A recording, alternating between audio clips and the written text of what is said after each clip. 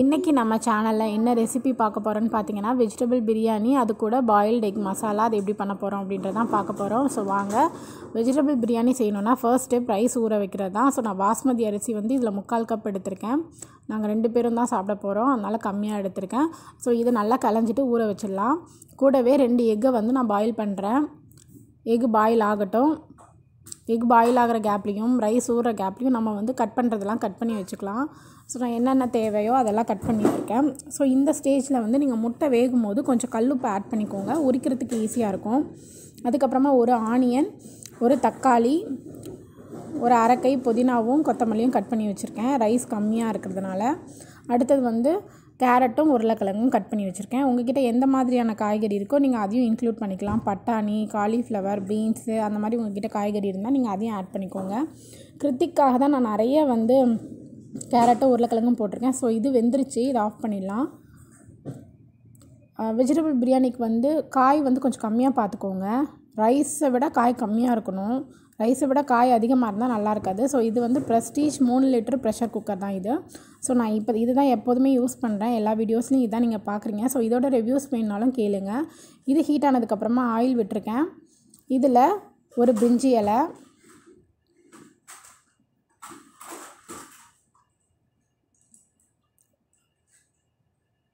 அதுக்கப்புறமா அன்னாசிப்பூ, கிராம்பு,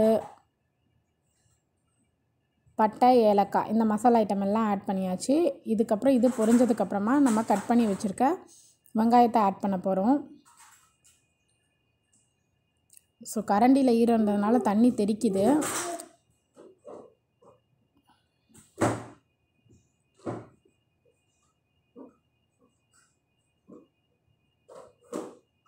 அதுக்கப்புறமா கட் பண்ணி வச்சுருக்க ஆனியன் ஆட் பண்ணியிருக்கேன். ஸோ இந்த ஒரு ஆனியன்லேயே நான் கொஞ்சமாக வந்து எக் மசாலாக்காகவும் எடுத்து வச்சுட்டேன். ரைஸ் கம்மியாக இருக்கிறதுனால நம்ம ரொம்ப ஆனியன் ஆட் பண்ணோன்னா உங்களுக்கு மசாலா ஜாஸ்தி ஆகிடும். ஸோ அதை பார்த்துக்கோங்க. சாரி, வாய்ஸ் கொடுத்துட்ருக்கும்போது கிருத்திக் வேறு கத்திகிட்டே இருக்கான். ஸோ என்னால் மறுபடியும் ரெக்கார்ட் பண்ண முடியல. ஸோ கொஞ்சம் அட்ஜஸ்ட் பண்ணிக்கோங்க பார்க்கும்போது. ஸோ இது வதங்கிறதுக்கு தேவையான உப்பை வந்து நான் இதில் ஆட் பண்ண போகிறேன். ஸோ கல்லுப்பு ஆட் பண்ணியிருக்கேன். ஸோ இது வதங்கட்டும்.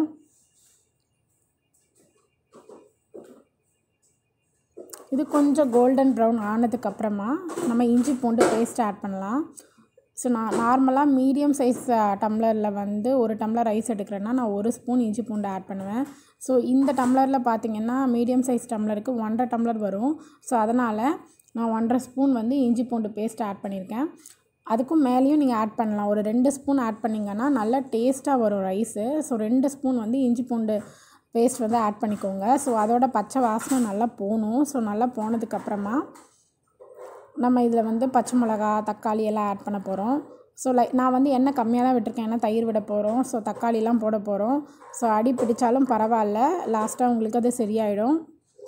என்னோடய மட்டன் பிரியாணி ரெசிபிலேயே நான் இதை இன்க்ளூட் பண்ணியிருக்கேன். ஸோ பார்க்காதவங்களுக்காக டிஸ்கிரிப்ஷன் பாக்ஸில் லிங்க்கும் கொடுக்குறேன், போய் செக் பண்ணிக்கோங்க. ஸோ இது நல்லா பச்சை வாசனை போனதுக்கப்புறமா பாருங்கள், இப்போ பச்சை வாசனை ஓரளவுக்கு போயிடுச்சு. அப்பப்போ நம்ம கிண்டி விட்டுட்டே இருக்கணும். ஸோ இந்த ரைஸில் வந்து நான் கிருத்திக் சாப்பிட்ணுன்றதுக்காக தான் நான் கேரட்டு, அதுக்கப்புறமா உருளைக்கிழங்கெல்லாம் இங்கே வந்து கொஞ்சம் நல்லா பெரிய சைஸ் கேரட்டு. ஸோ ஒரு கேரட்டு, ஒரு உருளைக்கிழங்கு ஆட் பண்ணியிருக்கேன். ஸோ நார்மலாக நம்மலாம் சாப்பிட்ற மாதிரி இருந்தால் இது வந்து கொஞ்சம் அதிகமான அமௌண்ட்டு தான். ஸோ இதை வந்து நீங்கள் கம்மி பண்ணிக்கோங்க. ஒரு 1/2 கேரட்டு, 1/2 உருளைக்கிழங்கு போட்டால் ரைஸ் டேஸ்ட்டாக இருக்கும். இல்லைன்னா நிறைய காய் இருக்கிற மாதிரி ஆகிடும். ஸோ நமக்கு சீக்கிரமாக வயிறும் ஃபில் ஆகிடும். ஸோ அதை பார்த்துக்கோங்க. அதுக்கப்புறமா நான் இதில் தக்காளி ஆட் பண்ணியிருக்கேன். ஸோ தக்காளி நல்லா வதங்கணும், வதங்கி நல்லா மசாலா மாதிரி வரணும். ஸோ அந்தளவுக்கு நல்லா வந்து மசிச்சு விட்டுருங்க. கரண்டியை போட்டு நல்லா குத்தி நம்மக்கிட்ட இருக்கிற ஸ்ட்ரென்த்தெல்லாம் இதில் காட்டணும். ஸோ அப்போ தான் உங்களுக்கு வந்து மசாலாவாக வரும், நல்லா ஒன்று போல் திரண்டு வரும். இப்போ நான் பச்சை மிளகா 2 ஆட் பண்ண போகிறேன்.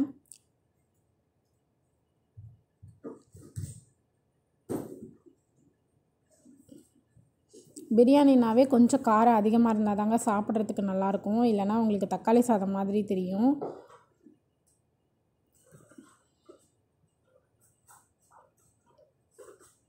என்னோடய டிஷ்ஷஸ் எல்லாமே கொஞ்சம் காரமாக தான் இருக்கும். ஸோ குழந்தைங்களுக்குமே காரம் கொடுத்து பழக்குங்க. அடுத்து என்னென்ன மசாலா போட்டிருக்கேன்னு பார்த்தீங்கன்னா, அரை ஸ்பூன் மஞ்சள் தூள், அப்புறமா காஷ்மீரி சில்லி ஒரு அரை ஸ்பூன் போட்டிருக்கேன். 1 ஸ்பூன் வந்து வரமிளகாய் தூள் ஆட் பண்ணியிருக்கேன். கரம் மசாலா வந்து ஒரு ஸ்பூன் ஆட் பண்ணியிருக்கேன். ஸோ இது எல்லாத்தையும் நம்ம நல்லா கலந்து விட்டுறலாம். ஸோ மசாலாலாம் எண்ணெயிலே வதக்கிக்கோங்க. இதில் பார்த்தீங்கன்னா பேக்டு மசாலான்னு பார்த்தீங்கன்னா நான் கரம் மசாலா மட்டும்தான் யூஸ் பண்ணியிருக்கேன். ஸோ அதோட ரெசிபி வீட்டிலே எப்படி பண்ணலான்றதை ட்ரை பண்ணிவிட்டு நான் உங்களோட ஷேர் பண்ணுறேன். மற்றபடி எல்லாமே வீட்டில் ரெடி பண்ண மசாலாஸ் மட்டும்தான்.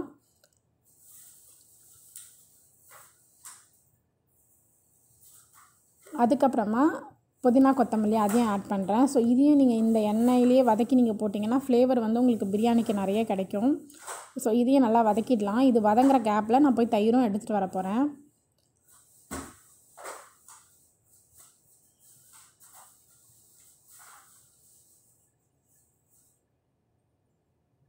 இப்போ இதில் வந்து நான் 1 ஸ்பூன் மட்டும் தயிர் ஆட் பண்ணியிருக்கேன். ஏன்னா ரைஸ் ரொம்ப கம்மி. ஸோ அதுக்கு தகுந்த மாதிரி தான் நான் உங்களுக்கு சொல்கிறேன். உங்களோட அளவுக்கு தகுந்த மாதிரி நீங்கள் ஆட் பண்ணிக்கோங்க. யூஸ்வலாக ஒருத்தர் சாப்பிட்றதுக்கு நம்ம 1 டம்ளர் வைப்போம்ல, அந்த மாதிரி 1 டம்ளர் ரைஸுக்கு நீங்கள் 1 ஸ்பூன் தயிர் அப்படி கனெக்ட் பண்ணிக்கோங்க. அதே மாதிரி 1 ஸ்பூன் வந்து இஞ்சி பூண்டு, ஃபைனலாக வந்து இன்னும் ஒரு அரை ஸ்பூன் அந்த மாதிரி நீங்கள் எக்ஸ்ட்ரா இஞ்சி பூண்டு ஆட் பண்ணிங்கன்னா நல்லா டேஸ்ட்டாக வரும். ஸோ இது ஒன்று போல் திரண்டு வந்துருச்சு பாருங்கள் மசாலா. நீங்கள் பாயில்டு எக்கு இந்த மசாலா கூட யூஸ் பண்ணிக்கலாம். பட் நான் எப்படி பண்ணுறதுன்றதையுமே நான் உங்களுக்கு இதில் காட்டியிருக்கேன். ஸோ இந்த மசாலா நல்லா வந்து திரண்டு வந்துருச்சு. ஸோ இந்த ஸ்டேஜில் நான் வெட்டி வச்சுருக்க எல்லா காயும் ஆட் பண்ணியிருக்கேன். பார்த்தீங்கன்னா கேரட் ரொம்ப ஜாஸ்தியாக இருக்கும்.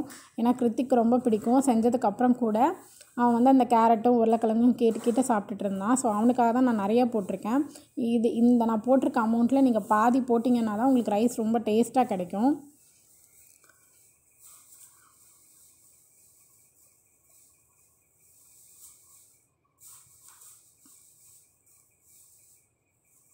ஸோ இது நல்லா வதங்கினதுக்கப்புறமா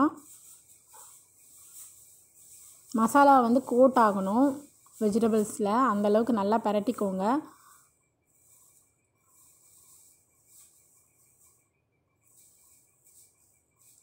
கொஞ்ச நேரம் இது அப்படியே வதங்கட்டும்.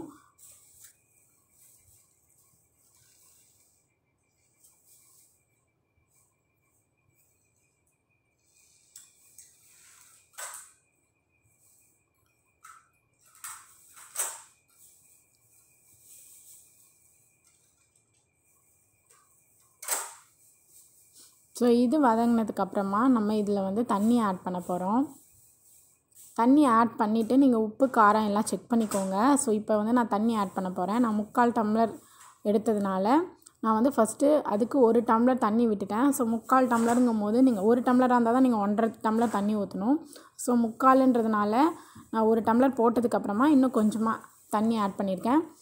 உப்பு காரம் எல்லாம் இதில் செக் பண்ணிவிட்டு ஃபைனலாக வந்து லெமன் விட போகிறேன். ஸோ ஃபஸ்ட்டு ½ லெமன் விட போகிறேன். எனக்கு புளிப்பு பத்தலைன்னா இன்னும் கொஞ்சம் கூட லெமன் ஜூஸ் ஆட் பண்ண போகிறேன்.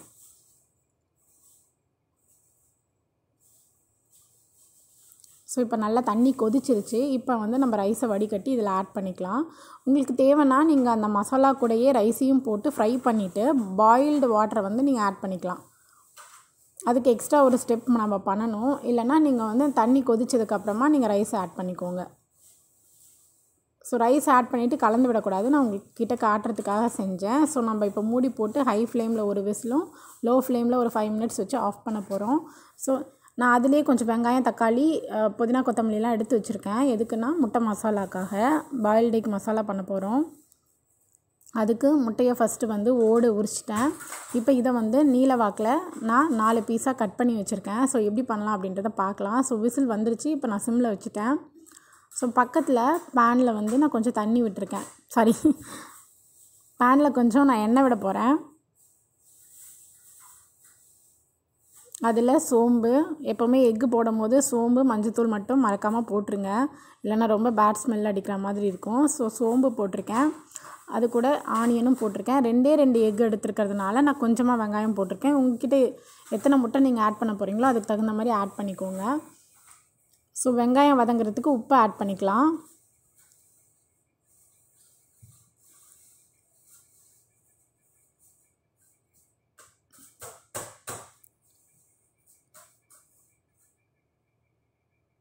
இந்த மாதிரி நல்லா உடச்சி விட்டுருங்க. நல்லா வதங்கணும், இல்லைனா நறுக்கு நறுக்குன்னு இருக்கும். ஸோ அதுக்கப்புறமா மஞ்சத்தூளும் கொஞ்சமாக மிளகாய்த்தூளும் ஆட் பண்ணி இஞ்சி பூண்டு பேஸ்ட்டும் ஆட் பண்ணியிருக்கேன். ஸோ 2 எக்கு, அதனால சும்மா கொஞ்சமாக தான் ஆட் பண்ணியிருக்கேன் எல்லாமே. ஸோ இது நல்லா ஃப்ரை ஆகட்டும். மசாலா கரிஞ்சிடக்கூடாது. ஸோ மசாலா வதங்கின உடனே நீங்கள் வந்து தக்காளி ஆட் பண்ணிவிடுங்க. அதில் கரம் மசாலா கொஞ்சம் ஆட் பண்ணணும். இது எல்லாமே ஒரு ஃப்ளேவருக்காக தான். நீங்கள் எந்த ஸ்டெப் வேணாலும் நீங்கள் இதில் ஸ்கிப்பும் பண்ணிக்கலாம், இல்லை வேறு ஏதாவது ஆட் பண்ணணுன்னா கூட நீங்கள் ஆட் பண்ணிக்கலாம். மல்லித்தூள் வேணாலும் ஆட் பண்ணிக்கலாம். ஸோ அடுத்தது தக்காளி போட்டிருக்கேன். ஸோ தக்காளி இது எல்லாம் நல்லா ஒன்று போல் மசிஞ்சு வேகணும். அதுக்கப்புறமா கொஞ்சமாக புதினாவும் கொத்தமல்லியும் ஆட் பண்ணியிருக்கேன். ஸோ இது எல்லாத்தையும் கரண்டியால் நல்லா மசிச்சு விட்டுக்கோங்க.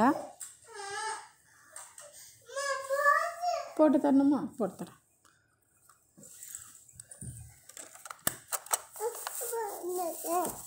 இது நல்லா மசிஞ்சு வந்துருச்சு. ஸோ இந்த ஸ்டேஜில் வந்து நான் வந்து கட் பண்ணி வச்சுருக்க எக்கை வந்து கவுத்தி வைக்கிறேன்.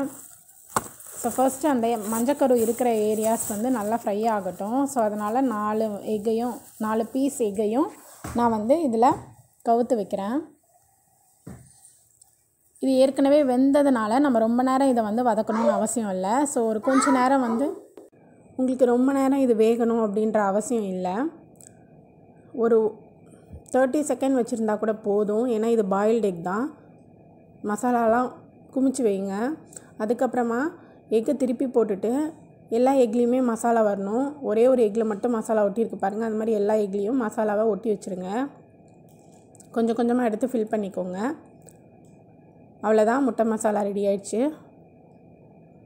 அதுக்கிடையில் இங்கே ப்ரெஷரும் வந்து உங்களுக்கு ரிலீஸ் ஆகிடுச்சு. ஸோ குக்கரை ஓப்பன் பண்ண போகிறேன். பார்க்கலாம் எப்படி இருக்குன்னு.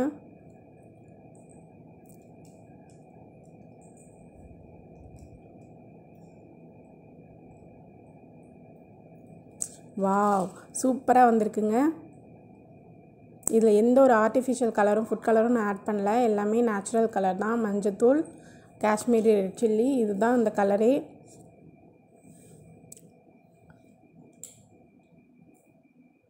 ரைஸ் கூட பார்த்திங்கன்னா நல்லா உதிரி உதிரியாக வந்திருக்கு. ரொம்ப சூடாக இருக்குது.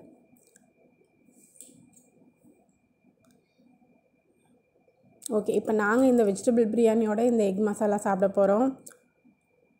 உங்களுக்கு இந்த வீடியோ பிடிச்சிருந்ததுன்னா என்னோடய சேனலை மறக்காமல் சப்ஸ்கிரைப் பண்ணுங்கள். தேங்க்ஸ் ஃபார் வாட்சிங்.